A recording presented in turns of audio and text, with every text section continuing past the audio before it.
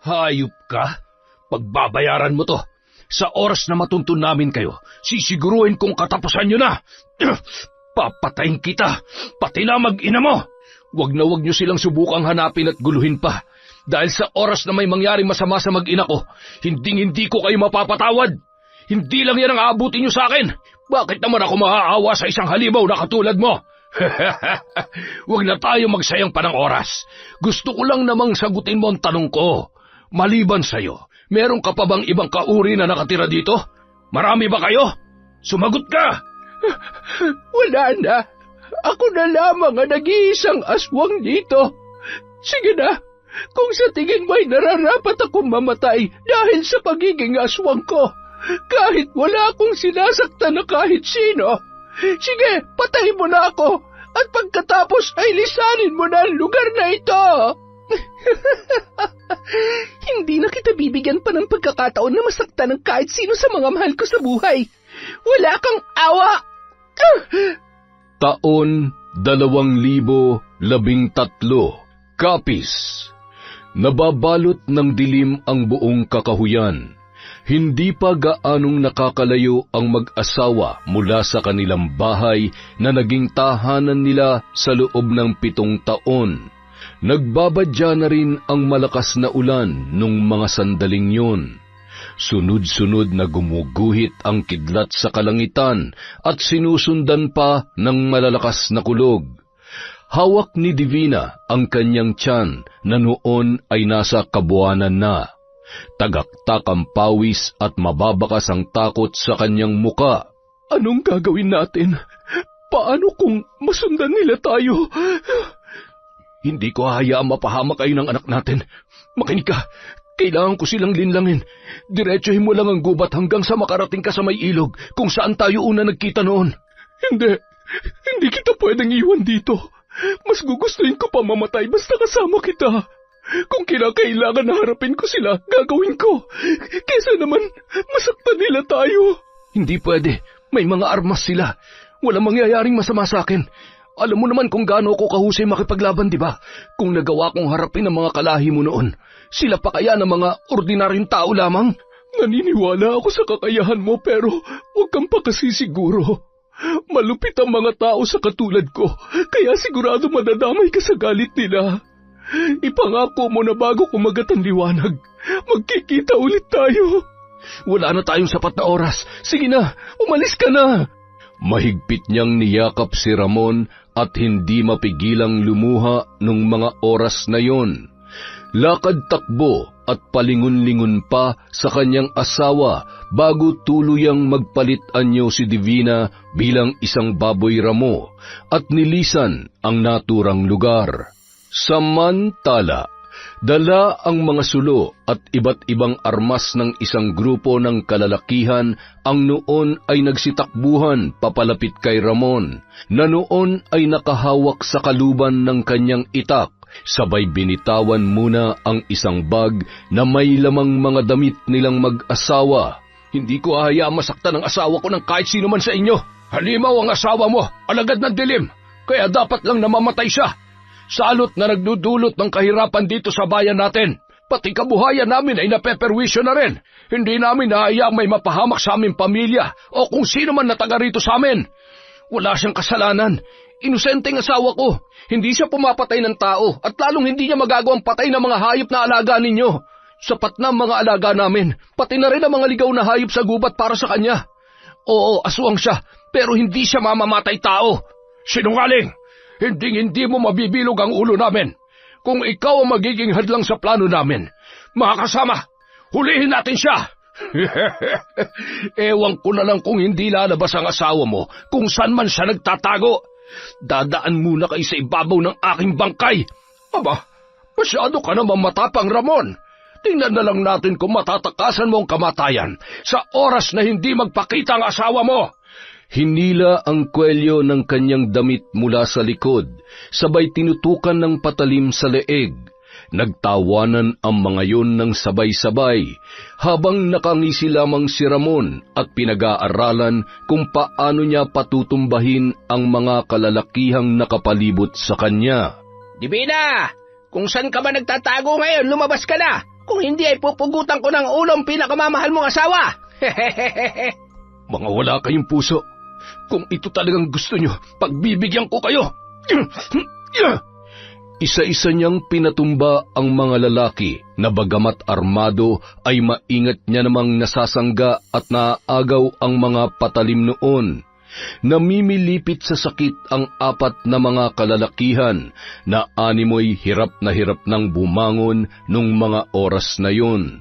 Abay, maalam ka pala sa pakikipaglaban. Kaya naman pala masyadong malakas ang loob mo. Ngayon, tayo naman ang magtuos. Testingin natin yung lakas mo kung uubra sa bawat pagtama nitong balisong dyan sa katawan mo. Pinaikot nun ang balisong sa kanyang kamay habang nakangisi dahil tila bihasang-bihasa sa kanyang ginagawa.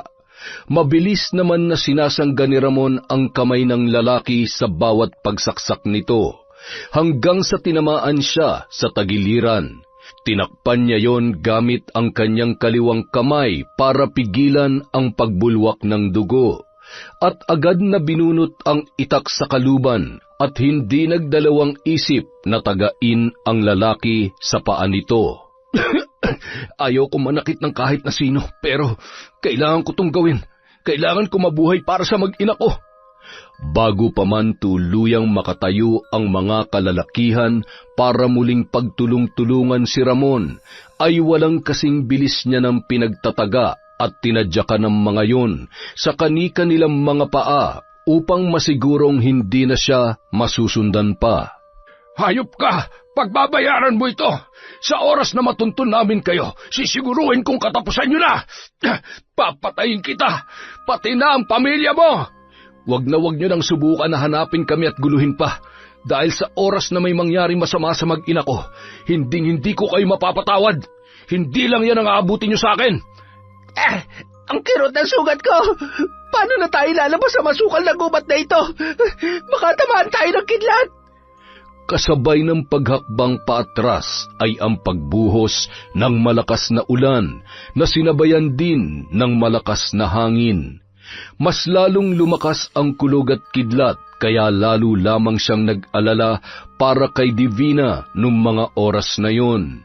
Pinunit niya ang kanyang damit at kumuha ng kapiraso na itinali sa kanyang bewang upang mapigilan ang pagdurugo ng kanyang sugat.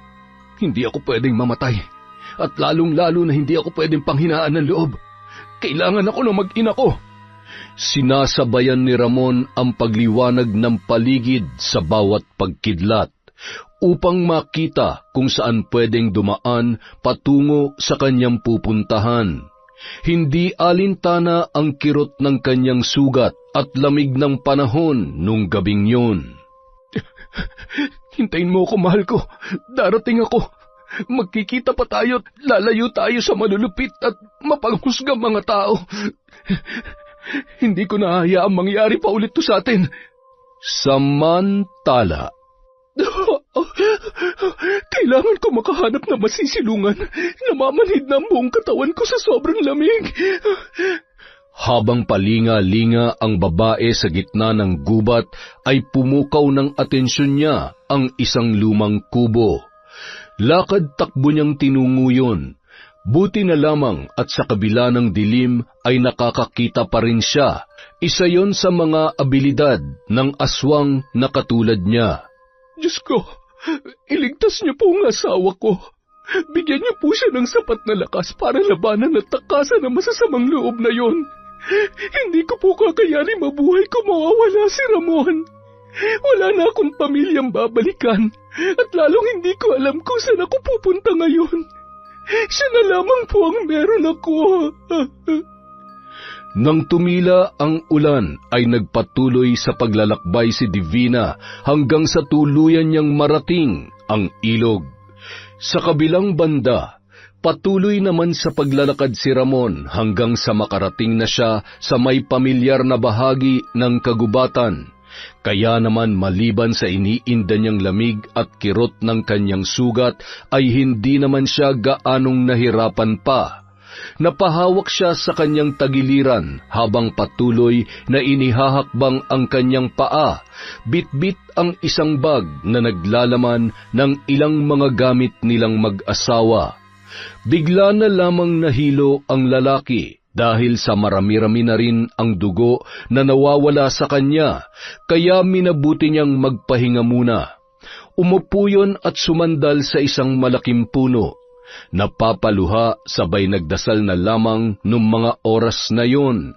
Nang muling makaipon ng lakas ay nagpatuloy si Ramon hanggang sa sumapit ang 5:00 ng umaga ay narating niya na ang ilog. Agad siyang napatingin sa isang dako kung saan naroon ang isang malaking bato. Sa ibabaw noon ay nakabaluktot ang kanyang asawa. Wala yung saplot dahil sa kanyang pagpapalit anyo.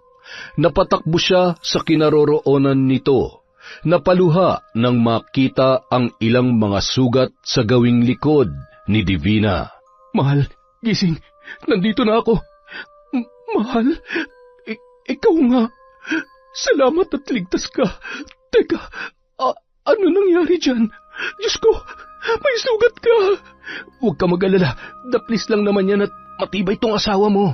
Magbihis ka na at baka may makakita sa atin dito. Kumusta ka? Masakit bang sugat mo sa likod? Maghihilom din yan.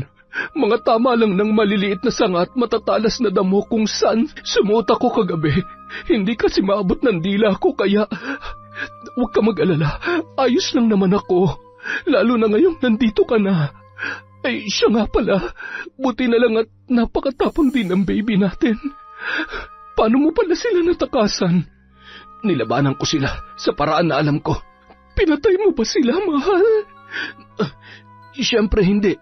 Kung pwede nga lang ay hindi ko naman sila gagamitan ng armas. Kaya lang kung hindi ko ginawa yun, baka hindi na tayo nagkita ulit. Mahal na mahal kita at sobrang takot na takot ako kagabi. Hindi para sa sarili ko kundi para sa iyo. Basta pinapangako ko, hindi na mauulit to. Ha? Pupunta tayo sa isang lugar na walang sino mang manggugulo at makakapanakit sa pinakamamahal kong asawa at sa magiging anak natin. Nagpatuloy sa paglalakbay ang mag-asawa hanggang sa marating nila ang tuktok ng bundok kung saan natitiyak nila na sila ay ligtas. Habang naglalakad ay bigla na lamang nakaramdam ng pananakit ng tiyan si Divina. Mahal, ayos ka lang ba? Anong nararamdaman mo? Ramon, ang sakit ng tiyan ko. Manganganak na yata ako. Samantala, habang nangunguha ng panggatong ang maglola sa di kalayuan sa kanilang kubong tinitirhan, ay narinig nila ang dumadaing na boses ng isang babae. Ano ba yon, Apo? Tila may ibang tao po dito sa bundok, Lola. Mukhang kailangan po nila ng tulong. Sandali lamang, Apo. Maghunos dili ka at baka mamaya ay masasamang loob ang mga yan. Halina po kayo, Lola. Sus Mariosep na bata ito. Hintayin mo ako. Buti na lamang at matibay ang lola mo. Ay, salamat sa sariwang dagang bukid kagabi. Nang matuntun nila ang kinaroroonan ng mag-asawa, ay agad nilang nilapitan yun. Sus, buntis pala itong asawa mo. Nagawa mo pang ipasyal dito sa bundok. Kargahin mo na lamang at mukhang lalabas na ang bata. Tara na, sumunod kayo sa amin. Apo, ikaw na magbitbit yan sa bag na dala ng lalaki. Opo, Lola. Tayo na po. Habang lakad-takbo ang mga yon papunta sa nasabing kubo, ay patuloy sa pagsigaw si Divina, dala ng labis na pagkirot ng kanyang tiyan. Ramdam niya na unti-unti nang lumalabas ang bata. Ayan na! Hindi ko na kaya! Lalabas na siya!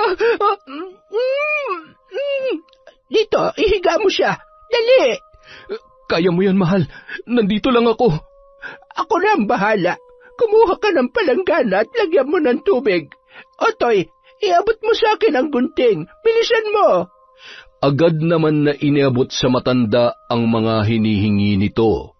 Maya-maya lamang ay lumabas na ang sanggol sa sinapupunan ni Divina. Makalipas ang ilang oras, habang natutulog ang mag-ina, ay muling kinausap ni Lola si Ramon, na noon ay nakaupo sa labas ng kubo at tila ba may malalim na iniisip. Ayos ka lamang ba? Buti at tumigil na rin ang pagdurugo ng iyong sugat. Huwag ka mag-alala, ligtas naman kayo sa lugar na ito. Ilang taon na kaming naninirahan dito mula nang pinili naming lisanin ang baryo kung saan kami nakatira noon, kasama ang mga magulang ni Otoy na hindi nakaligtas sa kalupitan ng mga tao. Ano pong ibig niyong sabihin? Kami ay katulad ni Divina, parehong bangkilan, kaya naamoy ko sila at nalaman ko na aswang din siyang katulad ko. Ibig niyong sabihin, posibleng aswang din po ang anak namin? Oo, tama ka. At alam mo ba na mas malakas pa siya kesa sa karaniwang bangkilan? May mga pagkakataon na hindi agad lumalabas ang kakayanan nila, pero meron namang mga bata pa lamang ay lumalabas na ang natural nilang kapangyarihan bilang isang aswang. Magkakaroon siya ng ibang abilidad at ipagdasal na lang natin na mas mangibabaw ang kanyang pagiging tao. Sa tingin ko naman ay lalaki siya ng may mabuting puso dahil sigurado ko na magiging mabuting magulang kayo sa kanya. Makalipas ang ilang taon, habang nagkakape ay isang video tungkol sa aswang ang pinapanood ni Mang Victor. Lintik na mga aswang yan. Sa panahon na ito ay hindi pa rin talaga nauubos ang mga salot. Ano ba yan, Tay? Patingin nga. Gagi, ang taas ng views ah. Milyon-milyon na oh. Totoo po kaya yan? Oo, totoo yan. Tingnan mo naman. Ganyan na ganyan ang itsura ng aswang na nakita ko noon. Ay, hindi ko makakalimutan ang gabing yon. Pati na rin yung walang hiyang dahilan kung bakit may malaki akong peklat dito sa paa. Ano nga ba nangyari dyan, Tay? Bakit ang haba ng pagkakatahi ng sugat nyo dyan? Nilapa ba yan ng aswang? Buti po, hindi nalasing yung aswang kasi... Gusto mo bang makatikim ng kabaw ko? Sakto, pwede rin naman tong i-partner dyan sa kape mo. Nako, Tay, wag na. Mapapaso pa kayo. Pero, alam nyo, Tay, may naisip ako. Paano kung mag-iba ako ng content? Tulad nito. Siguradong pagkakaguluhan to ng mga tao. Magko-costume kami ni Liam na kunwari aswang. Tingin mo, Tay. Yan, dapat ganyan ka mag-isip. Hindi kung ano-anong walang kakwenta-kwentang inilalabas mo dyan sa bibig mo. Ay, isa pa nagsasayang ka lang ng oras dyan sa content mo. Wala namang nanonood sa'yo. Tingnan mo nga ito, oh. Nag-iisang video pa lamang pero pumatok na dahil ito ang gusto ng mga tao. Pero mas maganda kung totoo, hindi yung gawa-gawa lang. Tama kayo, Tay. Pero paano? Saan naman ako makakakita ng aswang? Isa pa, baka naman dahil sa content ay mapahamak pa kami nung kaibigan ko. Talagang mapapahamak ka kapag hindi mo ginamit yung utak mo. Ay, dito sa lugar kung saan namataan ng lalaking to ang aswang, siguradong malapit lang doon ang lugar na pinagtataguan nila. Tama. Posible may mga aswang na nagtatago sa bundok. Pero masyadong delikado, Tay. Nakakatakot. Diyan pa nga lang sa pinapanood nyo, natatakot na ako eh. Paano pa kaya kapag kaharap ko na talaga? Tsaka baka lapain pa ako ng buhay nun. Mangyayari lang yon kung pupunta kang hindi handa. Susuong ka ba sa gera na walang sapat na alam, lakas at armas? Siyempre, hindi po. Teka, alam ko na ho kung sino makakatulong sa atin. Naalala niyo pa ba yung kinukwento ni Liam tungkol sa lolo niyang antingero? Tsaka sa pagkakaalam ko, maraming alam yun tungkol sa aswang. Di ba yun ho laging kinukwento sa akin ni Liam? Aba, oo nga no. Mabuti pa'y sumama tayo minsan kay Liam. Kailangan natin malaman kung paano natin poprotektahan ang sarili natin sa mga aswang kapag ka nakainkwentro natin sila. Tama kayo dyan, Tay. Pati na rin po pangontra at armas. Kailangan na kailangan natin yun. Ayos. Siguradong papatok to sa mga manonood. Yayaman tayo dito, Tay. Sana po, pahiramin tayo ni Lolo, no? Basta gawin mo na kung anong dapat mong gawin. Kapag alam na natin kung paano tatapusin ang mga aswang na yan, Sasamahan pa kitang hanapin sila kahit saan pa sila nagtatago. Sigurado kayo, Tay? Kaya niyo bang umakyat sa tuktok ng bundok? Makipaghabulan sa gubat kahit pilay kayo? Minamaliit mo ba ako? Pilay lang ako pero hindi ako lumpo. Baka nga talunin pa kita sa pakikipagbakbakan eh. Ano, gusto mo subukan? Tay naman, nagtatanong lang naman ako eh. Kalmahan niyo naman ng konti. Masyado mainit yung ulo niya eh. Kaya kayo iniwan ni nanay eh. Huwag mo mabanggit-banggit sa akin ng nanay mo. Wala kang alam sa nangyari noon. Sa susunod na marinig ko pa yan sa'yo, baka ikaw naman ang palayasin ko. Matagal ko na siyang binura sa buhay natin. Tumangot-tango na lamang si Kaloy, sabay tumalikod at napabuntong hininga ng mga sandaling yun. Sabay lumabas muna sa kanilang bahay. Sa tuwing napag-uusapan nila ang kanyang ina sa kabila ng galit ay nababasa niya ang sakit sa mata ng kanyang tatay Victor. At naaalala niya pa kung paano nalugmok yon nung araw na tuluyan na iniwan na sila ng kanyang ina. At yun din ang dahilan kung bakit marami siyang beses na napagmalupitan nito. Ay, hanggang ngayon hindi ko pa rin talaga alam kung anong dahilan ng pag-alis ni nanay. Nasaan na kaya siya ngayon? Babalik pa kaya siya? Magkikita pa kaya kami? Sana kapag mayaman na ako, bumalik na si nanay.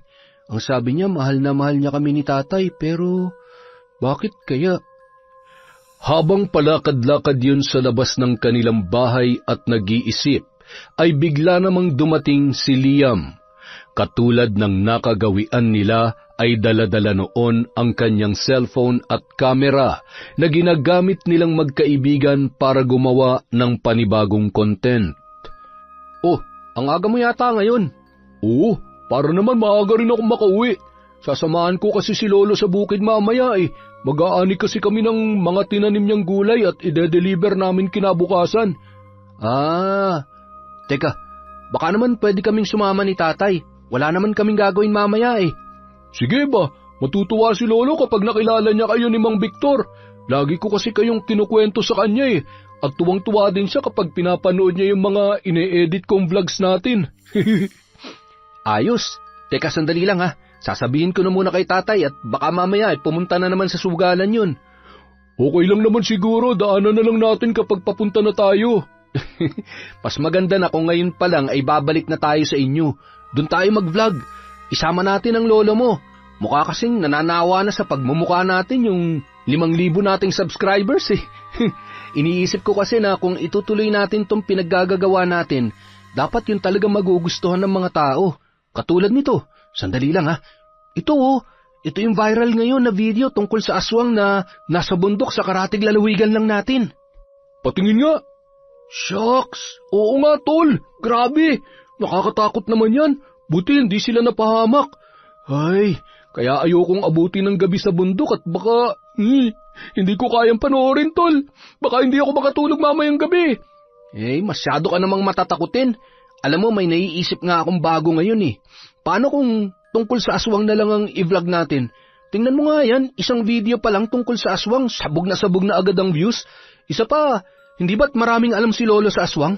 Oo, pero hindi niya basta-basta sinasabi ang lahat ng detalye. Tsaka ayaw ko rin makinig gawa ng ano nga eh. Kasi nga hindi ka naman nagtatanong. Huwag kang anduwag. Yan ang makakasagabal sa pagyaman natin eh. Duwag na nga ako tapos duwag ka pa. Paano na tayo niyan? Ay, oo na. Magagawa ba ako? Basta sigurado ka na, papatok yan ha. Oo, sigurado ako. Siguradong-sigurado na ito na magpapabago sa buhay natin. Tay! Tay! Oh, ano? Kukulitin mo na naman ba ako? Hindi na ho. Pasensya na ho sa sinabi ko kanina. Tay, mag-harvest daw po pala sina Liam at ang lolo niya ng mga gulay. Naisip ko po sana na sumama tayo para ho makilala natin si Lolo at matulungan din po natin sila. Mano po, Mang Victor? Sige na at baka tumanda tayo agad yan. Anong oras ba tayo pupunta sa inyo? Pwede naman hong ngayon na para hindi pa gaanong mainit at doon na lamang po tayo mananghalian. Siya, sige, sandali lamang at magpapalit lamang ako ng damit. Tay, kahapon pa ho kayo nagpapalit lang ng damit. Baka naman ho gusto niyo maligo. Ay, sabi ko nga eh. Sige, maiwan ko muna kayo dyan. Pagkapehin mo muna yung kaibigan mo. O tol, ikaw nang bahala ha. Magtimpla ka na lang dyan. Maliligo rin muna ako at medyo maasim-asim na rin tong ano ko eh. Amoy mo nga tol. Putya naman oh, bulok na suka pre. Sobra ka naman, bulok agad. Hindi ba pwedeng nakalimutan ko lang magtawas kahapon? Magkasing amoy lang naman tong kilikili ko ngayon, tsaka yung... Teka, bibig mo ba yan o imbornal? Napakamot ulo na lamang si Liam habang mabilis naman na tumungo sa kanyang silid si Kaloy para kumuha ng damit at sumunod sa kanyang tatay sa balon sa gawing likod ng kanilang bahay. Matapos maligo ng mag-ama at magbihis ay agad naman na silang umalis. Nagdala pa sila ng tig-isang itak at salakot para may panangga sila sa init ng araw. Halos 1 oras din ang kanilang nilakbay bago nakarating sa bahay ng lolo ni Liam. Nang mga oras na yun ay inihahanda ni Lolo Tisoy ang mga sako na dadalhin nila sa bukid. Ang sarap nito ah. Ayos. Kumpleto na naman ang umaga ko. Teka. Bakit umuwi agad ang apo ko at may kasama pang... Lo, si Kaluyo, kaibigan ko at si Mang Victor, yung tatay niya. Ay, siya. Tuloy kayo. Maupo kayo rito. Pasensya na medyo makalat at naghahanap ako ng maayos-ayos na sako. Magandang umaga ho, Manong. Mukhang lambanog ho ang kinakape nyo sa umaga. Ay, oo, masarap ito. Bigay ng kaibigan ko. Apo, kuhanan mo nga siya ng baso sa kusina at samahan mo ng kaunting bilis, ha? Ay, nako, huwag na ho. Okay na ho itong baso ninyo rito. Hindi naman ho ako maselan. Wag, hindi ako nagpapahiram ng baso ko. Sige na po, ikuha mo na siya ng matikman niya itong... Pasensya na ho, Mang Victor. Sandali lang ho, ha? Lo, tulungan ko na ho kayo dyan. Maupo po muna kayo. Ay, salamat naman. Napakabait mo naman, iho. Sige, ayusin mo, ha? Dito mo ilagay lahat ng mga luma at yung mga bago naman ay pagsamasamahin mo dito. Siya nga pala, ano ba ang sadya nyo dito? Wala naman po, Lolo. Nabanggit po kasi sa amin ni Liam na mag-harvest daw kayo mamayang hapon, kaya naisipan po naming sumama ni tatay. Wala naman po kasi kaming gagawin. Ay, mabuti naman at iniisip ko nga kung maghahanap pa ako ng babayaran para may katuwang kami. Iniisip ko rin kung paano namin madadala lahat pa uwi. Pinag-day off ko muna yung kalabaw ko at pagod yun sa pagbubungkal ng lupa sa palayan. Mahirap na, baka trangkasuhin. Napasama yata yung tawa ko. Teka, ano nangyari dyan sa paa mo? Kaya pala iika-ika ka kanina. Matagal na ba yan? Ito ho Opo, matagal na po ito. May nakaengkwentro ho kami noon na aswang. Hindi naman ho yung aswang ang nakadali nito. Yung asawa niyang masyadong nagtatapang-tapangan ang nakataga sa akin. Abay, mabuti at yan lamang ang inabot mo. Akalain mong may alam ka rin pala tungkol sa mga aswang. Bali yung isa sa mga malapit na kapitbahay ho namin noon na mag-asawa, yung babae po pala aswang. Ako ho mismo nakakita nung nagpalitan niyo yun, kaya sinubukan namin silang hulihin dahil sigurado ho kami na yun ang pumapeste sa mga alagang hayop ng mga tao sa baryo natin. Wala maswerte sila nung gabing yon dahil nakatakas sila. Hindi ko alam ang balitang yan Siguro wala pa kami rito noon. Naging palipat-lipat rin kasi ako noon ng tirahan dahil kung saan-saan kami pumupunta ng mga kapwa ko antingero. May ilan din kaming kasamang albularyo na pumupuksa ng mga mapangahas na aswang sa mga karatig lalawigan. Kung ganoon, totoo po palang kwento ng apo nyo na marami kayong alam tungkol sa mga aswang. Abay, oo naman. Kung tungkol lang naman sa aswang, lahat ay kaya kong isalaysay sa inyo dahil halos lahat na yata ng uri ay nakaengkwentro ko na. Ay, maraming ninakaw na oras at pagkakataon sa akin ang pagiging antingero ko. Bagay na kahit papaano ay pinagsisisihan ko dahil maging ang asawa't anak ko namatay dahil sa pagliligtas ko sa buhay ng iba. Ay, si Liam na lamang ang natitira sa akin, kaya naman mula noon, kumalas na lamang ako sa grupo namin at nagpakalayo-layo.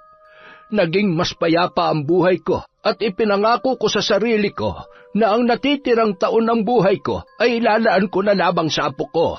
Lalo na't alam niyo naman siguro kung gaano kaduwag yan si Liam. Sinabi niyo pa po, kanina nga lang halos maihina sa video nung... Ano yun? Bakit parang narinig ko yata yung pangalan ko dyan, ha? Pinag-uusapan niyo ba ako? Wala tol, hindi ikaw. Hanga din naman talaga ako sa talas ng pandinig mo, apo. Iabot mo nga yung baso kay Victor at nang maubos na namin ito kaagad. Magsaing ka na rin at magluto ng ulam. May binili akong isda at kumuha ka na lamang ng talbos sa likod ng bahay natin. Sabawan mo at nang makahigop sila ng mainit-init at maasim-asim na sabaw. Habang nagiinuman ang dalawa, ay patuloy naman sa pag-usisa si Victor tungkol sa pagiging antingero ng matanda. Nang may tama na ang matanda, ay ipinakita niya ang kanyang mga gamit sa pakikipaglaban, katulad ng sibat, buntut pagi, punyal at iba pa. Manghang-mangha naman si Victor sa mga yun. Akma niya na sanang hahawakan ng isa sa mga anting-anting nang bigla siyang tinapik ng matanda. Huwag mong hahawakan yan. Kapag sinabi kong tingnan mo lang, tingnan mo lang. Hindi maaaring hawakan ng sino man yan nang hindi ko kalooban. Halika na, doon na tayo sa kusina at baka malapit naman nang makaluto si Liam. Masyado namang masungit at madamot ang matandang ito. Sa dami ng anting-anting kapag may nawala doon na kahit isa siguradong hindi mo naman mapapansin. Pasasaan ba't mapapasamin din yan ng anak ko? Ikaw ang magiging susi para magtagumpay ang plano namin ni Kaloy. Hoy! Ano? Ayaw mo na yatan lumabas dyan. Daig mo pa na engkanto, ah. Ngayon ka lang ba nakakita ng mga anting-anting at mutya, Victor? Ay, oho. Namamanghalang ho ako. Grabe, saan niyo po nakuha mga ito? Gumagana po ba talaga mga ito? Siguro ang lakas-lakas niyo kapag nakikipaglaban dahil sa mga... Ang pagiging malakas ay hindi lamang dahil sa mga bagay na yan. Nasa isip at puso ng isang tao yon. Kapag ang dalawang yan ay nagkaugnay, kaya mong patumbahin kahit anong nilalang pa makakalaban mo. Umaayon ang kapangyarihan ng kahit anong anting-anting sa pagkatao ng may tangan nito. Nang bumalik ang dalawa sa balkonahe, ay wala na ron ang lambanog na kanilang iniinom. Nasan na yung iniinom namin dito, Kaloy? Inubos mo na ba? Nako, hindi po. Iniligpit po ni Liam at baka masyado kayong malasing at hindi na tayo makaalis maya-maya. Ay, ito talagang apo ko masyadong istrikto. Abat, ako na ang pinagbabawalan ngayon. Hindi ko pa nga gaanong nalalasahan Ayos lang po yun at hindi naman talaga makakabuti sa inyong sobrang pag-iinom, lalo na't nagkakaedad na ho kayo. Ay sus, si tatay, akala mo naman hindi umiinom? Mas malala pa nga kayo kay Lolo Huwag kang ang sabat ng sabat dyan. Pumunta ka doon sa kusina at tulungan mo yung kaibigan mo. O di kaya, walisin mo yung kalat dyan. Ay, nagsasabi lang naman ako ng totoo, nagagalit na naman. Isa pang beses na may lumabas dyan sa bibig mo talagang tatamaan ka na sa akin. Ang sutil at ang galit sa kapwa sutil. Siguradong nagmana sa iyo ang anak mo, kaya huwag ka na nagugulat sa inaasal niya. Aba, parang iniinsulto ko ng matandang ito Ilang sandali pa, naghain na ng pagkain si Liam. Dinala niya ang mga yun sa balkonahe at doon ay masaya silang nagsalo-salo habang nagkukwentuhan. Pagkatapos kumain ay nagpasya na silang umalis dahil makulimlim naman na ang panahon nung mga oras na yun. Bandang 3:00 na nang sila ay makarating sa bukid at sinimulan na ang pag-aani. Pagkatapos ay masayang-masaya ang mag-ama sa dami ng binigay sa kanila ng matanda na pwede pa nilang ibenta sa kanilang mga kapitbahay. Mula ng mga araw na yun, Naging madalas ang pagdalaw ni Mang Victor at Kaloy sa matanda hanggang sa nakapalagayan na rin ni Lolo Tisoy ang mag-ama. Ipinagpatuloy naman ng magkaibigan ang pagva-vlog habang pinagpaplanuhan ang susunod nilang content. Madalas ay sinasamahan ni Kaloy si Liam sa pagde-deliver sa bayan ng gulay at binabayaran naman siya ng kanyang kaibigan. Isang araw, alas 5 ng hapon, hindi pa rin dumarating si Liam. Nag-deliver kasi yon ng pechay at iba pang gulay sa bayan kasama ang kanyang kaibigan na si Kaloy. Samantala, hindi naman mapakali si Lolo Tisoy nung mga oras na yon. Kaya naman minabuti niya munang tumambay sa kubo sa may likod na bahagi ng kanilang bahay habang naninigarilyo. Ay, bakit ba ganito ang pakiramdam ko? Huwag naman sana, Diyos ko. Hindi pa ako handang iwan ang apo ko. Kailangan pa ako ni Liam. Hindi pa siya handa para sa responsibilidad bilang bagong tagapangalaga ng aking mga anting-anting. Kailangan ko muna siyang turuang maging buo ang loob. Ay, Panginoon ko, kapag hindi ko inubos ang sigarilyong ito, baka sakaling... Ay, nasamid pa nga. Masyado nyo naman ho akong sinusubukan. Huli na ho ito ngayong araw, bukas naman. Nung mga oras na yon, isang lalaki naman ang pumasok sa bahay ni Lolo Tisoy. Dumiretso yun sa isang silid at agad na kinuha ang isang malaking lumang bag na naglalaman ng mga armas at sa mga bulsa naman noon ay ilang pangontra at anting-anting. Mula sa araw na ito, ako nang bago magmamay-ari ng anting-anting mo, tanda. Kikilalanin ako bilang isang sikat na antingero at ang lahat ng makakasagupa kong aswang ay paluluhurin ko. Samantala, habang papasok sa may kusina para uminom muna ng tubig si Lolo Tisoy, ay may narinig siyang kaluskos mula sa kabahayan. Kaya naman nagmadali siyang tumungo sa kanyang silid. Ah, Victor? Sinasabi ko na nga ba? Ibalik mo kung saan mo kinuha yung bag na yan. Kung hindi, makakatikim ka sa akin. Masyado ka naman madamot, tanda.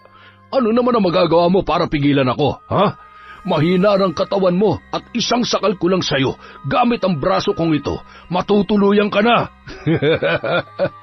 Masyado ka kasing madamot.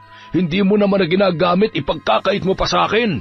Sinasabi ko na nga ba, ang taong katulad mo na masama at gahaman ay hindi makikipagmabutihan ng walang dahilan. Kaya pala halos mailuwa ko na ang bituka ko kapag kaharap kita sa inuman dahil isa kang halang. Akala ko pa naman dahil lang yun sa alak na iniinom natin. Tama ang sinasabi ng katawan ko. Hindi dapat ako nagtiwala sa'yo. Hindi mo makukuha sa akin ang mga yan. Magkakamatayan muna tayo. Oh, ano nangyari sa'yo ngayon? Nasaan ang tapang mo? Akala ko ba'y makikipagpatayan ka sa akin para sa mga anting-anting na ito? Kaso mukhang nadana lamang talagang kaya mo, tanda. Kaya tutulungan na lamang kitang umakyat sa langit.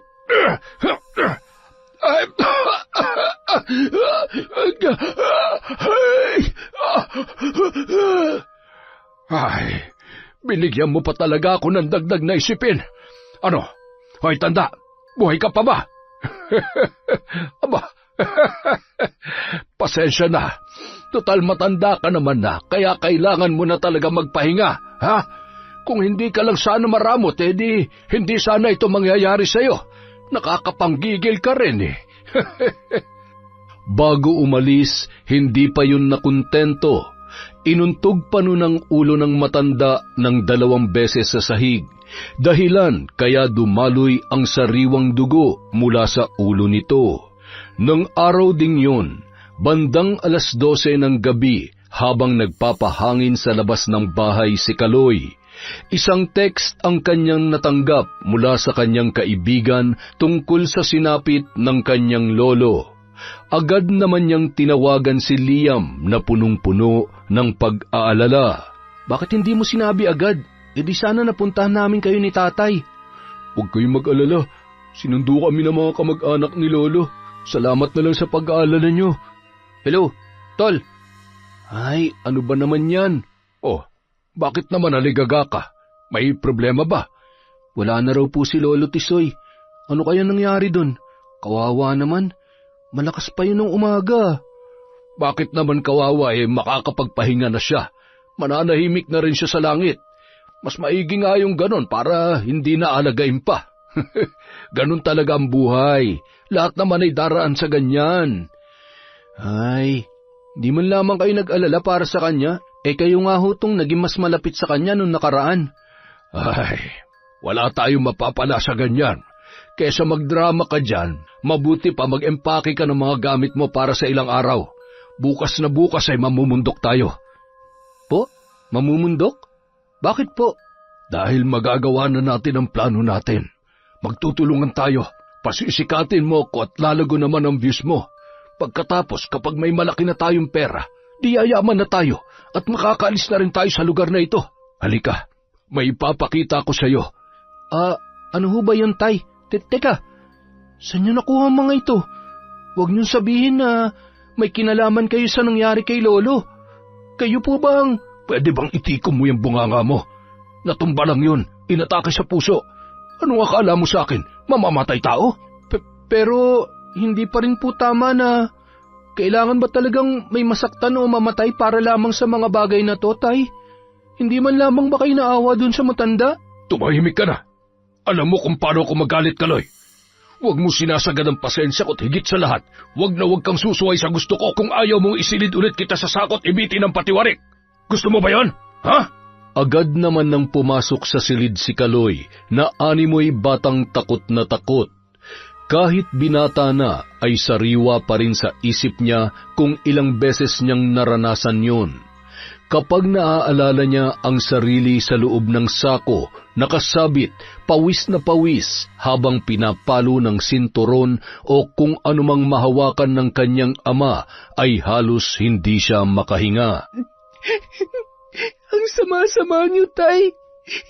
Sana hindi na lang kayo naging tatay ko. Sana naging aswang na lang din ako para ako na mismong lalapa sa inyo. Napakasama niyo. Sa kabilang banda, habang nasa labas ng bahay ang mag-asawang sina Victor at Divina, ay hindi naman sila mapakali. Hinihintay kasi nila ang kanilang anak na si Ina.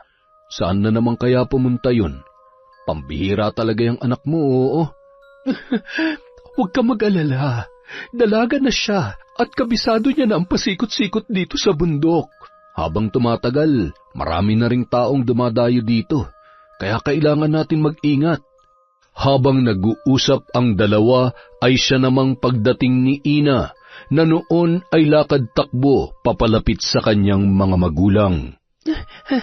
Nay, Tay, may dayo na naman po dun sa may... Nakita mo na? Bakit ba kasi hindi ka nalang pumirmi dito sa bahay? Hindi mo ba alam kung gaano kadelikado kapag nakita ka nila? Nung nakaraan, muntik na may makahuli sa'yo, tapos hindi ka pa rin nadadala. Tay, sa bilis at lakas ko, hindi naman nila ako kaya kung sakali mang mahuli nila ako. At subukan lang nilang pagtangkaan ang buhay ko, gagawin ko silang pagkain. Lalo na ngayong konti na lang ang mga hayop dito sa bundok dahil hinuhuli na nila. Anak, yan ang wag na wag mong gagawin.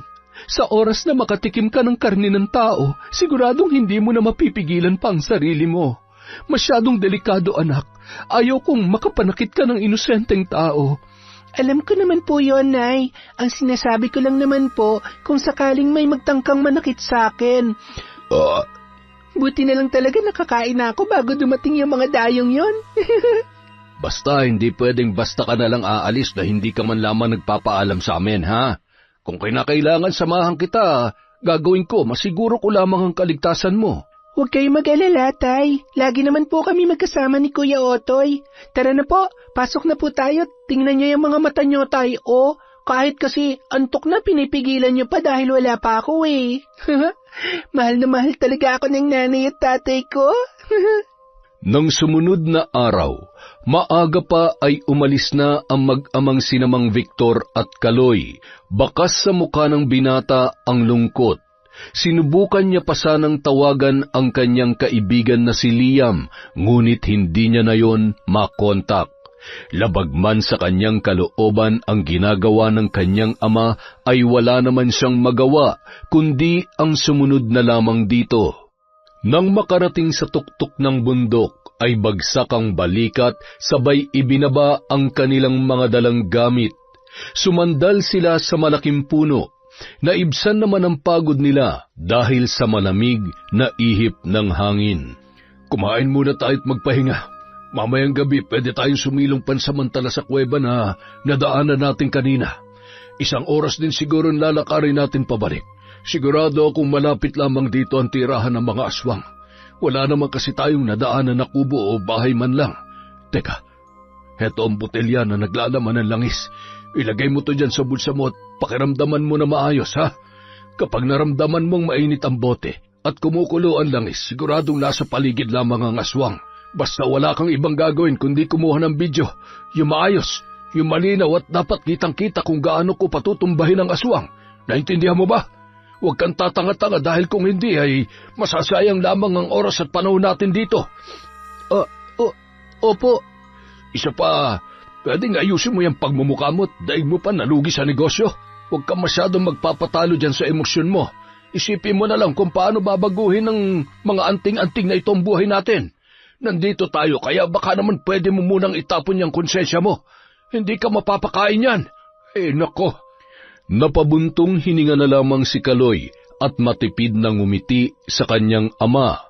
Bandang 5:00 ng hapon, agad na tumakbo papalapit si Kaloy sa tabi ng kanyang tatay na inihahanda ang armas na gagamitin niya kung sakaling may sumulpot na aswang sa nasabing lugar. Tay, yung bote ng langis. Tingnan niyo. Maghanda ka dahil sigurado may aswang sa paligid. Kita mo nga naman, mukhang hindi tayo mahihirapan. Samantala, palinga-linga naman ang matanda sa paligid. Ramdam niya na may tao na malapit sa kanila. Ilang sandali lamang mula sa likod ay tinamaan siya ng sibat sa likod na bahagi ng kanyang paa. Napahiyaw at dahan-dahan yung napaupo sa sakit. Nang mga sandaling yun, nakakubli naman sa may malaking bato ang binatang si Kaloy na noon ay nanginginig ang kamay na kinukunan ng video ang matanda. Sino ka? Anong kailangan mo sa akin? Bakit mo ako pinana? Anong kailangan mo? Diyan ka lang. Huwag ka lalapit sa akin. Masakit ba, tanda? Pasalamat ka at diyan kita tinamaan. Hindi mo naman ata ay kamamatayan, di ba? Alam mo, kahit hindi mo sabihin, kitang-kita ko dyan sa mata mo kung gaano mo ko gustong lapain. Isa kang halimaw na nagtatago dito sa tuktok ng bundok. Ilang tao na ba na biktima mo? Ilang dayo na ang ginawa mong hapunan sa gitna ng masukal na gubat na ito, ha? Hindi ko alam kung ano ang sinasabi mo. Hindi ako halimaw at lalong hindi ako pumapatay. Sinungaling! Tingnan mo nga itong boteng hawak ko. Alam mo ba kung anong ibig sabihin ito, ha? Ito ang nagpapatunay na isa kang aswang. Alam mo bang may dala akong pasalubong sa'yo? Nakikita mo ba to? Ha? Ano yan? Alam mo ba kung anong mangyayari sa'yo sa oras na hampasin kita ng buntot pagi na ito? Huwag! Pakiusap! Alang-alang sa kaligtasan natin pareho. Hayaan mo na lamang akong makaalis dahil kung hindi... Abat, pinagbabantaan mo pa talaga ako, ha? Bago pa man hampasin ng hawak niyang buntot pagi, ay tuluyan nang nailabas ni Lola Antonia ang kanyang pangil at mahabang kuko. Ramdam niya na rin ang unti-unting pagtubo ng maiitim niyang balahibo. Sinunggaban niya si Victor at nang makita ang nanlilisik niyang mga mata ay biglang napaatras ang lalaki. Mag-iingat ka, Tay! Diyan ka lang at gawin mo ang pinagagawa ko sa'yo. Huwag mo akong alalahanin dahil kaya kong sarili ko. Nang sunggaban ng matanda si Victor ay agad na napahigayon at ramdam niya ang mahabang kuko na animoy bumabaon sa kanyang balat sa leeg. Hindi mo ako masisindak, aswang. Hindi mo ako kaya dahil akong tatapos sa'yo. Walang awang pinaghahampas niya yon ng buntot pagi hanggang sa gumagapang na lamang ang matanda at nanghihina. Gamit ang kakarampot na boses ni Lola Antonia ay patuloy pa rin siya sa pagmamakaawa. Bakit naman ako maaawa sa isang halimaw na katulad mo? Huwag na tayo magsayang pa ng oras. Gusto ko lang namang sagutin mo ang tanong ko. Maliban sa'yo, meron pa bang ibang mga aswang na nakatira dito? Marami pa ba kayong aswang dito? Sumagot ka! Wala na. Ako na lamang ang nag-iisang aswang dito. Sige na. Kung sa tingin mo ay nararapat ako mamatay dahil sa pagiging aswang ko, kahit wala akong sinasaktan na kahit na sino, sige, patayin mo na ako at pagkatapos ay lisanin mo na ang lugar na ito. Tay, huwag niyo siyang papatayin. Kawawa naman ho siya. Hindi naman ho natin siya kailangang patayin. Tama lang ho. Habang nagkakasagutang muli ang mag-ama, ay ginamit naman ni Lola ang pagkakataong yun na tuluyang nakapagpalit ng anyo. Teka, nasa na yun? Saan pumunta yung matanda? Kasalanan mo ito. Ang tanga-tanga mo kasi. Tay, oo, ako na ang tanga. Inaamin ko naman ho, pero hindi ko na ho kayang sikmurahin ang ginagawa nyo. Mali ho tong gagawin natin. Tama man o mali, wala akong pakialam. Wala kang karapatan na diktahan ako dahil anak lang kita. Kailangan natin malaman kung saan ang bahay niya. At natitiyak ko na may mga kasamahan pa siya. Pero tay, hindi ka ba natatakot? Paano kung marami sila? Paano kung pagtulong-tulungan nila tayo? Tay, ayaw ko pang mamatay. Kung gusto nyo kayo na lang, uuwi na lang ako. Teka, saan ka pupunta? Huwag mo akong tinatalikurang bastos ka! Sobra na po kayo, tay. Hindi nyo ba naririnig ang sarili nyo? Ilang tao pa po ba dapat mapahamak dahil sa kagustuhan nyo magkapera? At kung ano man ang totoo nyong dahilan? Tinasusuklaman ko ang lahat ng aswang dahil mga salot sila. Mga salot katulad ng nanay mo! Ha? Ano pong ibig nyo sabihin? Aswang din si nanay? Ibig sabihin, may lahi akong aswang? Hindi. Dahil kahit kailan, hindi ka magiging katulad niya. At kung sakaling aswang din akong katulad niya, anong gagawin niyo sa akin? Papatayin niyo rin ba ako? Itatakwil? Salot din ang magiging tingin niyo sa akin? Bago pa man kayo makagawa ng masama sa akin. Mas mabuti pang... Sige, umalis ka na. Iwanan mo na ako. Sa oras na talikuran mo ako sa sandaling ito, kalimutan mo na ako. Patuloy na inihakbang ni Kaloy ang kanyang mga paa palayo, kasabay ng pagpatak ng kanyang mga luha. Sa kabila ng takot dahil sa patuloy ng nilalamon ng dilim ang paligid. Sa kabilang banda, nasaan na si Lola? Sabi niya, saglit lang siya sa gubat Ay, nawili na naman siguro yun sa panguhuli ng dagang bukid. Bakit naman kasi hindi mo sinamahan? Alam mo naman gabi na baka mamaya maligaw pa yon. Si Lola, maliligaw? Maligaw ka na't lahat-lahat pero si Lola, bawat puno at bato sa daan pabalik dito, tandaan niya. Ay, oo na. Kung sakaling maligaw ako pabalik, sigurado naman akong hahanapin ako ni tatay. At saka ikaw, hayaan mo bang may masamang mangyari sa akin? Siyempre naman hindi. Kaya huwag ka masyadong matigas ang ulo. Lalo na ngayon marami ng tao na umaakyat dito sa bundok. Hindi natin sila kilala at hindi natin hawak ang isip nila. Kahit anong mangyari, hindi nila pwedeng malaman kung anong klaseng mga nilalang tayo. Dahil kung hindi, kahit wala tayong ginagawa masama, mananatili tayong halimaw sa paningin nila. Bakit kaya may mga ganong tao? Bakit hindi nila katulad si tatay? Mahal na mahal at tanggap niya kami ni nanay. Kaya maswerte ako sa tatay ko. Pero alam mo, nakakalungkot din ang buhay dito sa bundok. Siguro, kung normal na tao lang tayo, hindi natin kailangan magtago rito. Sana nakikita natin ang totoong itsura ng mundo, ano?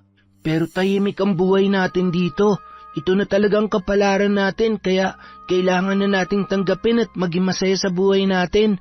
Habang nag-uusap ang dalawa, ay isang baboy ramo ang pumasok sa kubo at bigla yung bumalik sa normal na anyo. Napakaraming dugo ang nawala sa katawan noon. Kitang-kita ang malalim at mahabang sugat dahil sa malalakas at walang pakundangang paghampas ni Victor sa matanda. Lola, Ang dami niyang sugat. Ano po nangyari sa inyo? Sandali lang po, tatawagin ko po si nanay at tatay. Agad na tumakbo ang dalaga palabas ng kubong yon para humingi ng saklolo. Samantala, Sino po may gawa sa inyo nito, Lola? Isang taong walang puso. Kailangan niyong mag-ingat. Mapanganib siya. Papatayin niya tayong lahat. Magtago muna kayo. Lisanin niyo muna ang...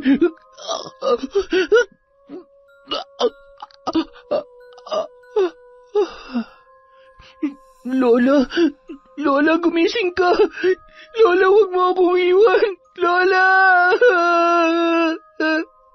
nang makarating ang mag-anak ay wala ng buhay si Lola Antonia. Napahagulhol ang mga yun dahil sa ilang taon na nilang paninirahan doon, yun ang nagsilbing kanilang mga magulang. Ano ang gagawin natin? Nasa panganib daw po ang buhay natin. Hindi po kaya may mga taong gustong pumatay sa mga katulad natin? Sabi ni Lola, kailangan daw natin magtago. Tsaka, hindi magagawa ng sino mang normal na tao na mapatay ng basta-basta si Lola.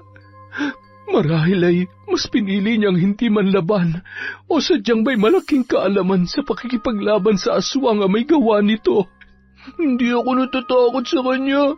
Gusto kong bigyan ng hustisya ang pagkamatay ng lola ko. Pagbabayarin ko may gawa nito sa kanya. Siguradong hindi pa siya nakakaalis o posibleng hinahanap niya pa tayo. Wala tayong dapat ikatakot. Kailangan lang natin maging handa. At tama ka, Otoy. Kailangan nating ipaghiganti ang pagkamatay ng lola mo. Habang nag-uusap ang mga yon, ay bigla naman silang may narinig na boses mula sa labas ng tarangkahan. Hinawakan ni Ramon ang kanyang itak na nasa loob pa ng kaluban. Sinilip nila kung sino ang lalaking yon. Bigla na lamang napakapit si Divina sa braso ng kanyang asawa. Si Victor! Diyos ko! Natuntun niya na tayo! Hindi niya tayo pwede makita. Sigurado kung siya ang walang hiya may gawa nito kay Lola Antonia. Hindi na talaga siya nagbago. Hanggang ngayon demonyo pa rin. Ayaw niya talaga tayong tantanan, ha? Pues, pagbibigyan ko siya sa gusto niya. Siya po ba ang lalaking nagtangka sa buhay namin ni nanay noon? Siya ba yung sumaksak sa'yo, Tay? Humanda siya sa akin. Akong tatapos sa kanya. Hindi na nagawa pang pigilan si Ina ng kanyang ama't ina. Pansamantala munang binitawan ni Otoy ang kanyang pinakamamahal na si Lola Antonia at sinundan ang dalaga. Huminga ng malalim ang babae habang pinipigilan muna ang kanyang sarili nung mga sandaling yon. Sino kayo? Anong kailangan nyo at napadpad kayo dito sa bundok sa alanganing oras? Magandang gabi, Iha. Pasensya na sa abala. Mahilig kasi akong mamundok. Nahiwalay ako sa mga kasama ko eh. Masyado ng delikado pababa ng bundok at isa pa, may bali-balita na meron daw aswang dito. Totoo ba yon? Siguro, pero hindi naman sila nakakatakot. Marahil aswang sila pero meron pa rin sila mabubuting puso. Alam niyo ba kung sino dapat katakutan? Yan ay ang mga taong may masasamang ugali. Tuloy po kayo. Baka sakaling abutin pa kayo ng umaga. Ha? Anong sabi mo? Ibig ko pong sabihin, dito muna kayo magpalipas ng gabi at bukas nyo na lang ng umaga hanapin ang mga nawawala nyong kasama. Akin na ho yung bag nyo. Itatabi ko ho muna. Hindi pa man tumutugon ang lalaki ay walang kasing bilis yon na nakuha ni Ina, na labis namang ikinamangha nito. Ako na, mabigat yan at saka... At saka, ano po ba kasing laman nito? Huwag po kayo mag-alala, wala naman ho akong kukunin dito sa mga gamit nyo dahil hindi naman ho itong kailangan namin. Siya nga po pala, kaibigan ko, si Otoy. Ano nangyari? Bakit ang dami niyang dugo sa damit at kamay? Naghahanda kasi siya ng hapunan namin. Pinaglalaruan niyo ba ako? Pinaglalaruan?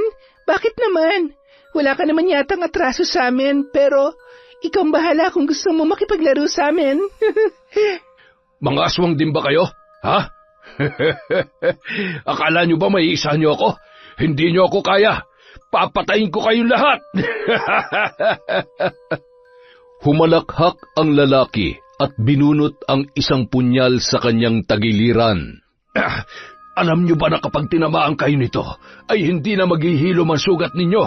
Ito ang tatapos sa buhay nyo, mga salot! Hindi na kita bibigyan pa ng pagkakataon na masaktan ng kahit sino sa mga mahal ko sa buhay. Wala kang awa! Walang kasimbilis na nawala sa paningin ni Victor ang dalaga at naramdaman niya na lamang ang malakas na sipa mula sa kanyang likuran.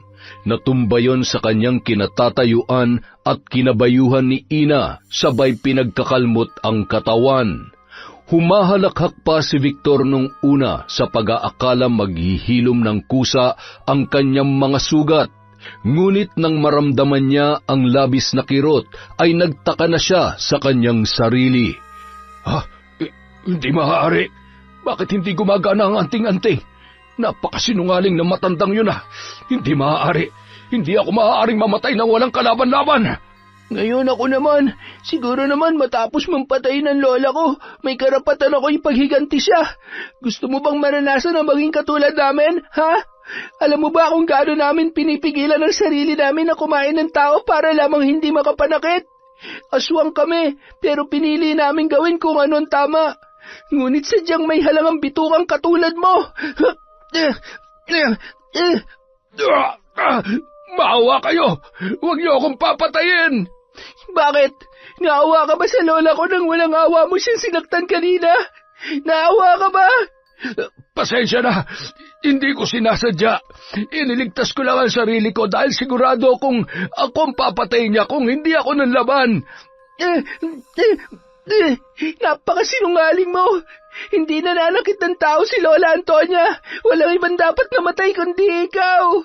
Samantala, hindi pa ba tayo magpapakita sa kanya? Sa tingin ko, dapat na naming tapusin to. Kailangan ko ng tuluyang putulin ang sungay niya. Kung alam ko lang na darating pa ang araw na to, sana nun ko pa siya tinuluyan. Alam mo, tama ka. Napakatapang ng anak natin. Kaya panatag na ang loob ko na kaya niya ng protektahan ng sarili niya. Tama nga si Lola Antonia. Mas malakas ang kalahating aswang at kalahating tao. Namana niya sa iyo ang husay at liksi sa pakikipaglaban. Mula bata ay tinuruan ko na siyang depensahan ng kanyang sarili dahil alam ko na darating ang araw na ito. Pero sa ngayon, mukhang kailangan ko nang gawin ang dapat na matagal ko nang ginawa. Mahal, mag-iingat ka. Sa lagay niya ngayon, wala ka nang dapat ikabahala. Lumabas si Ramon at dahan-dahan na naglakad papalapit sa nakataob na si Victor, na patuloy sa pagmamakaawa nung mga sandaling yon. Ramdam niya ang sakit ng nagkandalasog-lasog niyang buto sa katawan. Kumusta ka na, Victor? Hindi ko akalain na magkikita pa rin tayong muli. Ramon, ikaw ba yan? Tulungan mo ako. Pakiusap, nagbago na ako. Kung kailangan kong humingi ng tawad, gagawin ko. Huwag niyo lamang akong papatayin. Gusto ko pang makasama ang anak ko. Hindi naman kita kayang tiisin. Masyadong malambot ang puso ko sa mga katulad mong... Nakakaawa ka. Talagang hindi ka pa rin pala nakakalimot. At kahit dito sa tuktok ng bundok, sinundan mo pa rin ang pamilya namin. Maniwala ka. Matagal ko nang pinagsisisihan ang lahat ng kasalanan ko sa iyo. Pinagsisisihan? Pero ang bawat gamit na dala mo ay patunay lamang na gusto mo kaming patayin. Pinatay mo nga ang lola ko, di ba? Tapos magsisinungaling ka pa? Ipaubaya niyo na sa akin to, mga anak. Tatanggapin natin siya bilang bisita. Sa ngayon, asikasuhin niyo muna ang bangkay ni Lola Antonia. Mahal kong asawa, ipaganda mo na makakain si Victor. Ibig bang sabihin nito, naniniwala ka na sa akin? Pinapatawad mo na ako? Tutulungan mo ba akong makaalis dito? Huminahon ka lang. Masyado kang excited. Sinenyasan ni Ramon ang kanyang anak na si Ina at agad namang kumuha yon ng lubid. Bubuhatin sana ni Ramon si Victor papunta sa may puno ng mangga, ngunit bigla naman yung hinila ng dalaga na parang bagay lamang. Dahilan para lalong mapahiyaw ang lalaki sa sakit. Pagkatapos ay napakabilis niyang itinali yun sa puno na pinamamahayan ng hantik. Pakawalan mo ako dito! Sa oras na makawala ako, papatayin ko kayong lahat! Liam, anak, tulungan mo ako! Mukha talagang iniwan na ako ng buwisit na batang yun ah! Walang kwenta! Pareho lang kayo ng nanay mo! Hinayaan lang muna nila yung nakatali at mayat mayang dumadaing hanggang sa nanghihingi na yon ng pagkain at tubig. Nagulat naman ang mag-asawa nang biglang lumabas si Ina at sumuot sa may madamong bahagi at ilang minuto lamang ay may bitbit na yung malaking daga. Gamit ang kanyang pangil ay ginutay-gutay niya yon. Pagkatapos ay sapilitang isinubo kay Victor.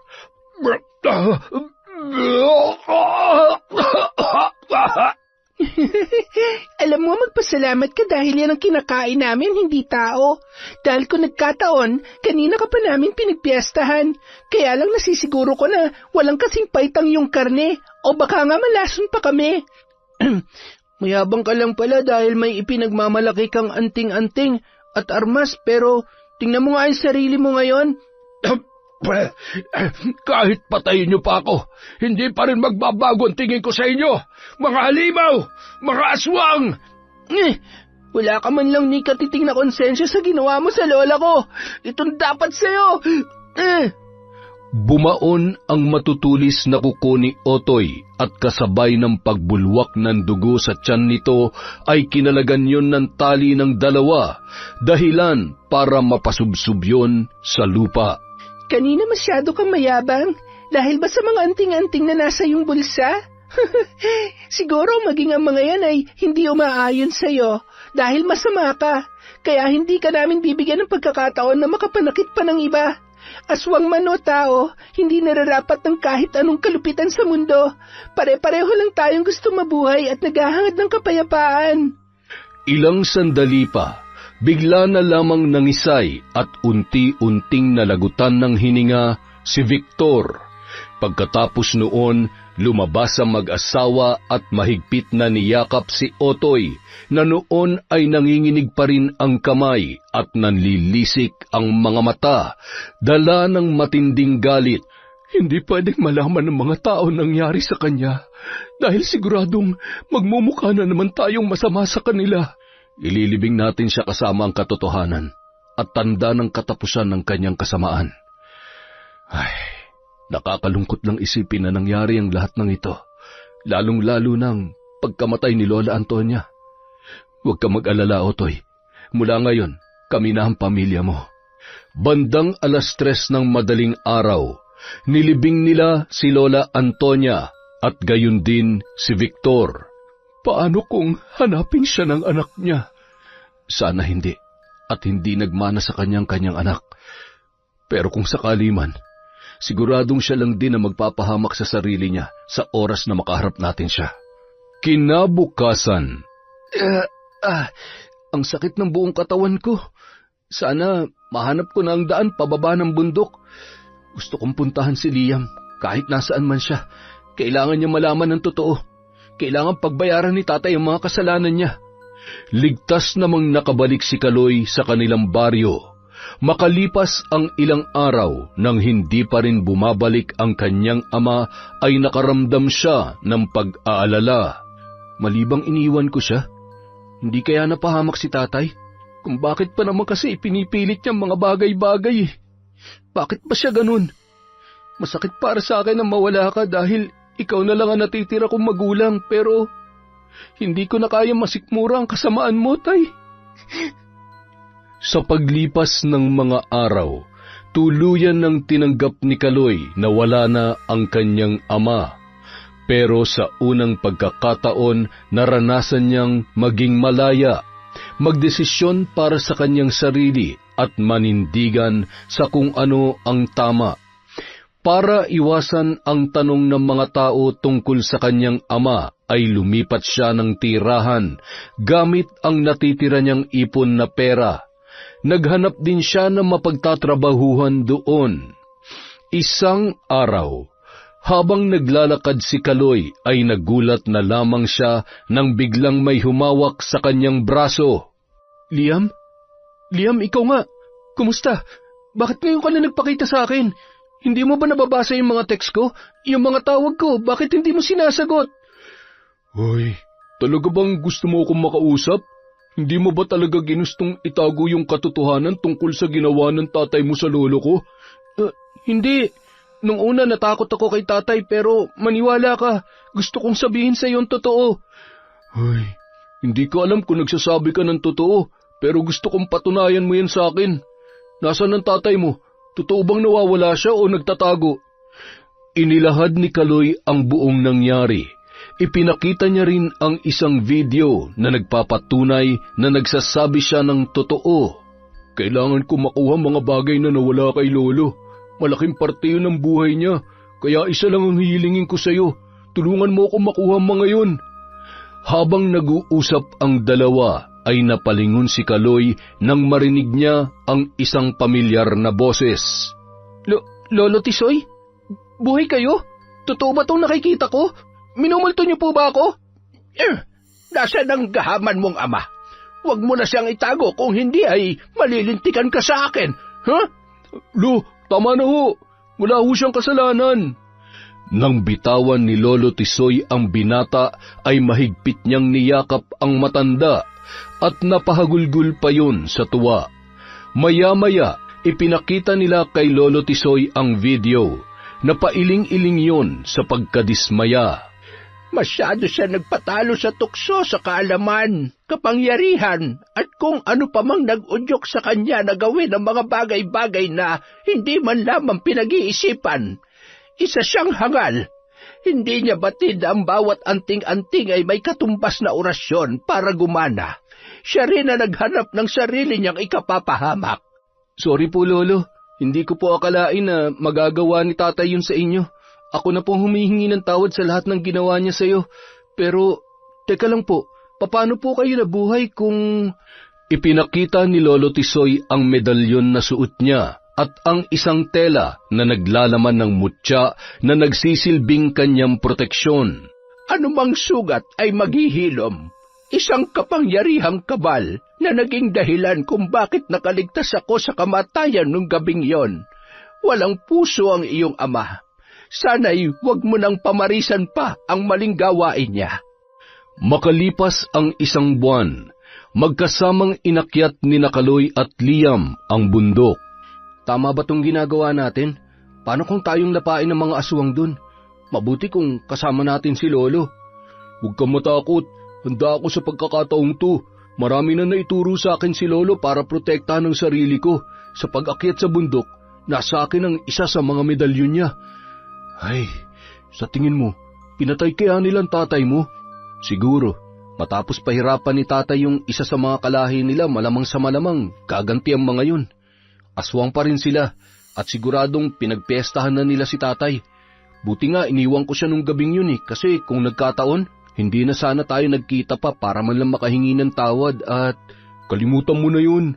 Basta mula ngayon, kami na ni Lolo ang pamilya mo. Siya nga pala, birthday mo ngayon, di ba? Oo, kaya nga natatakot ako Kapag minalas, ito nang huling kaarawan ko.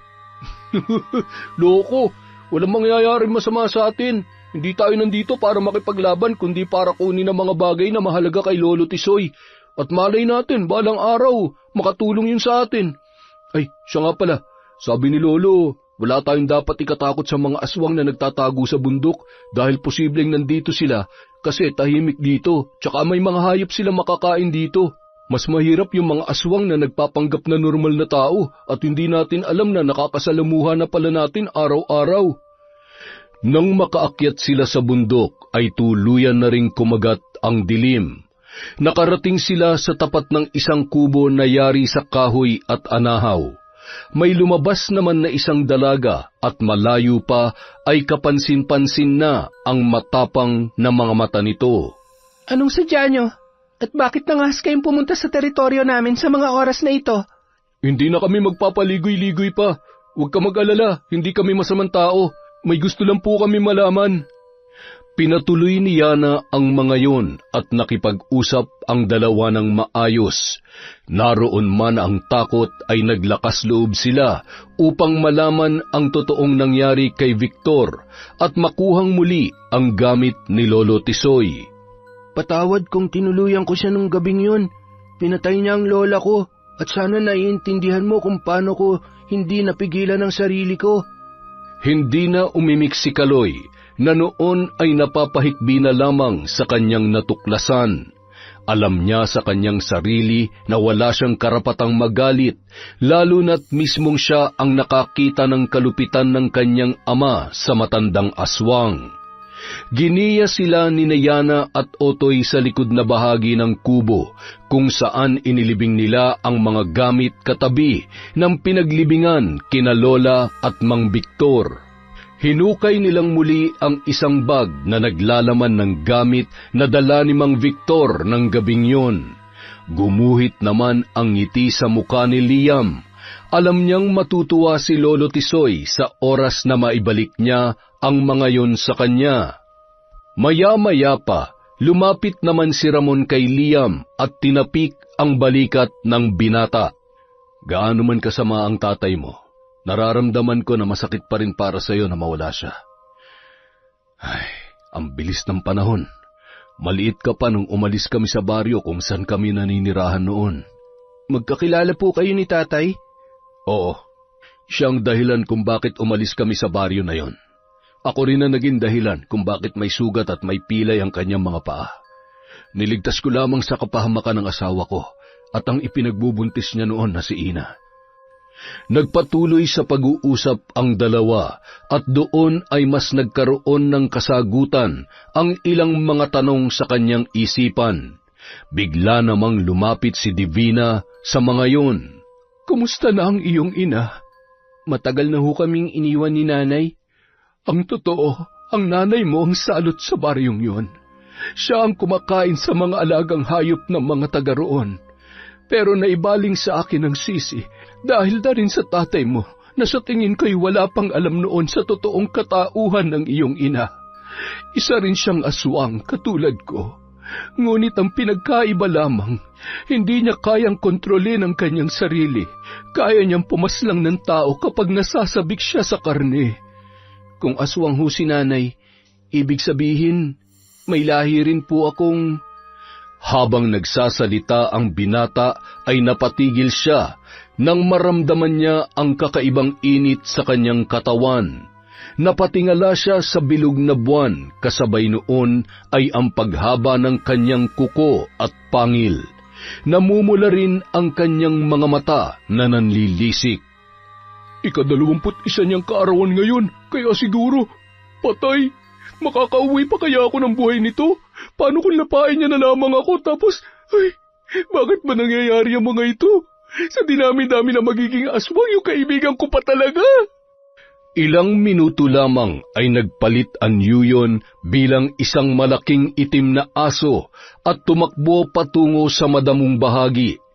Nang makakita yon ng ilang mga ligaw na hayop, ay walang kasing sarap niyang nilantakan ang mga yon. Nagising na lamang siya na walang saplot at nasa tabi niya na ang kaibigan niyang si Liam. Anong gagawin ko? Kung isa rin akong aswang, at ikaw bilang tagapagmana ng karunungan ng lolo mo, hindi tayo pwede maging magkaibigan. Ayaw ko mapahamak ka ng dahil sa akin. Iwan mo na lang ako dito sa bundok at kalimutan mo na lang ang pagkakaibigan natin. Kung makakabuti para sa iyo manatili dito, hindi ko susuwayin ang gusto mo. Pero kahit ano mangyari, magkaibigan pa rin tayo. Hindi magbabago yun. Balang araw kapag isa na akong ganap na antingero at matututo akong lumaban sa mga aswang na katulad nyo, hindi ako basta papatay ng mga inosenteng aswang. Pangako yan. Ligtas na nakauwi si Liam sa kanyang lolo at ibinalita ang buong pangyayari. Sa bawat araw ay nag-e-ensayo na siya at naghahanda sa kanyang misyon sa tulong ng kanyang lolo Tisoy. Malugod namang tinanggap ni Mang Ramon at Divina si Kaloy bilang bagong kasapi ng kanilang pamilya. Naging kasundo naman ni Yana at Otoy ang binata na noon ay naninibago pa sa buhay na meron siya. Hoy, napakaseryoso mo naman dyan. Okay ka lang ba? Bakit nakakunot yan noo mo? Sus, nagsiselos ka na naman, no? Hindi ko alam kung selos lang ba talaga o sinasadya mo namang. Teka nga, bakit ka ba kasi nagsiselos sa katulad mo? Para lang naman tayo magkakapatid hindi ba? Kapatid lang ba talaga ang tingin mo sa akin? Hindi mo pa rin ba talaga maramdaman? Sira, syempre nararamdaman ko. Pero sana sinabi mo na lang hindi basta ka na lang magsiselos na akala mo naman meron ka ng karapatan. Ay, mahal kita. Kaya pwede ba wag ka na mag-inarte pa? Diyan ka na nga muna at nagugutom ako. Walang kasing bilis na nagpalit anyo ang dalaga at sumuot sa gitna ng gubat upang maibsan ang kumakalam niyang sikmura. Ina, sandali! Ay, pambihira naman talaga Habang buhay na lang talaga kitang susundan at babantayan. Pero kung sakali man, pagdating ng panahon, ikaw na ang magiging mga anak natin. Yun! Ang ganda ng kwento, pang pelikula, no? At syempre, dahil dyan, meron tayong shout-out. Simulan po natin kay Rose Dioso, kay Rosalina Abagon, kay Bembem Lamata. Shout-out kay Liz Liman, sa Bola Bola family, kay Jeline, Christy, Donalyn, Jen, Tintin, Jenny, from Migs, Rainiel, Payungayong. Hi po kay Rhea Espiritu. Hello din po kay Cherry Mukbanger ASMR, kay Ems David, kay Alfreda Alano, kay Concepcion Kabototan. Hello po kay Virginia Pascua. Hi kay Des Limbo, kay Janet Cisneros. Hello din po kay Jonah Villanueva. Pagaling po kayo. Praying for your fast healing from Haruka Nichiru. Hi po kay Louie Angeles. Hi din kay Marilyn Dumagsa, kay Mariam Duca, kay Crystal Jade Gonzalez. Hello po kay Eliza Felias. Hi kay May Megs, kay Agripina Balza, kay Dolores Bell. Sa mga kasama ni Nelia Pantilgan sa Karinderya po sa Montalban, Rizal. Hi po sa inyo, maraming salamat po sa suporta. Hi po sa Barlita family from Analu Barlita. Hi po kay Maura 620. Hello kay Merly Fatalia, kay Baga Foronene, kay Merlin Dofiles, kay Monica Nieves, kay Yusan Fok. Hello po kay Jenmer Garcia, kay Susie Kiyaman, kay Jacqueline Saison, kay Riza Alibay, kay Earhart the Great Vlog. Hello po kay Elgin TV Vlog. Hi kay Mark Angel Pascual, kay Abelita Jade, kay Mirna Alfaro, kay Gina Bacaras, kay Bing Largo. Shout out po kay Josan Perlada Sevilla, kay Maricel Pama, kay Mary Anyao. Hi din po kay Glycel Magsayo from Mindanao, kay Christy Mapili. Hello din po kay Irma Umali, kay Adelma Atienza, kay Urvek from Dipolog City. Hello po kay Elizabeth Maramot, kay Windy Dalama, kay Connie Cacalda, kay Frances Remuel Velches. Hello po kay Jefferson Japson, kay Alma Sembrano, kay Jeanette Elmido, kay Wen Gandaoo. Hi kay Dalia Morillo, kay Virginia Baguio, kay Kat Burglar Cutie. Hello po kay Scarlett 39. Hello din po kay Elizabeth Sumalinog, kay Febe Ranada, kay Manisan Mamot Mapadtaya, kay Emma Dumato, kay Marenila Cervantes, kay Jesus Alegre. Shout out po kay Love, kay Evelyn Reyes, kay Sean Samseb from Chonchamchev. Hello po kay Trio Cavibes, kay Lady Dam, kay Asodisen Cerilla, kay Edgardo Fontanilla, kay Boss Jan TV. Hello po kay Dimples Yumi, kay Jaren Beter, kay Maylene Arnigo. Hello po kay Jelica Villanueva, kay Mel Santarita, kay Annalisa Villalva, kay Manuel Arenque from Daisy Dularte. Hello po kay Sara Marco Razel at Rena Shane from Sara Gonzalez. Hi po kay Analie Vallega, kay May Espiritu, kay Michelle Marciano from Riyadh, Saudi Arabia. Hi po kay Jerlyn Batal, kay Christine Celestino. Hello kay Gay Somodio, kay Vicky Abot, sa Pastor Estebar Lugod Caballes, Buhay Family, kila Jai at Maridin po from Blue 90. Hi po kay Basanta Mila, kay Maribeth L. Cruz, kay Rose Anrama. Hello po kila Bebe Bombay Sesgundo ng San Vicente Bato from Hana Maylin Sesgundo.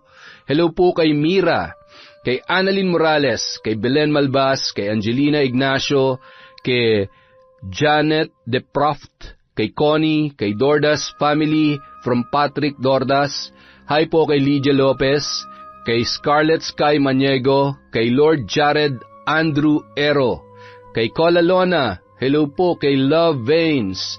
Hi kay sa Grefaldia at Imperial Family from Maria Grace Grefaldia.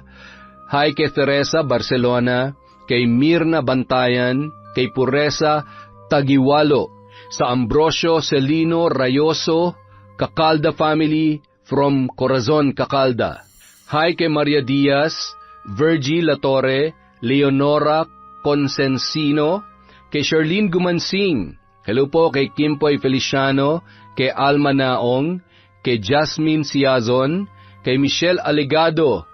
Hi kay Ives Marie Buhay Japan Channel, kay Sheena Enriquez, kay Josie Aniban, Alice Loon, kay Riza Aklon, kay Caroline Doong, kay Carl Glenn Brigaste. Hello po kay Christina Colot, kay Resel Galope, kay Corazon Campos, kay Kim Seika, kay Karina Manlangit, MGS 14, kay M. Rose Strong OFW in Kuwait, kay I'm MHR Lin, kay Chona Baynosa, Shauma TV, Jenilyn Mix Vlog, Finky Rusi 14, hello din po kay Dins Rodriguez, kay Chloe Abalos, kay Mary Jane Solomon, kay Jorna Lorna Armas, kay Estela Cabral da Silva from Switzerland, kay Marisa from Delano, California, kay Rosita de Balucos of Prague from Candida de Balucos. Hi po kay Marites Palate, kay Cheryl Almonte, kay Guy Lara of Nueva Vizcaya from Nicole Bernardo. Hi po kay Dores Estander, kay Criselda Sotil, kay Crisilda Rito, kay Hathor and Yuki. Hello po kay Pamela Allen, kay Mary Jane Canal, kay Celia Tolentino, kay Helen Sibulan. Hi po kay Jeng Jeng and Jongjong. Hi kay Mardy Suzuki, kay Tats 765 at kay Maria Lee Nakagawa. Maraming salamat po. Mag-iingat po kayo palagi, alagaan po natin ang mga sarili natin. Bawal tayo magkasakit. Kailangan malakas lang lagi. Maraming salamat mula sa Kwentong Enteng.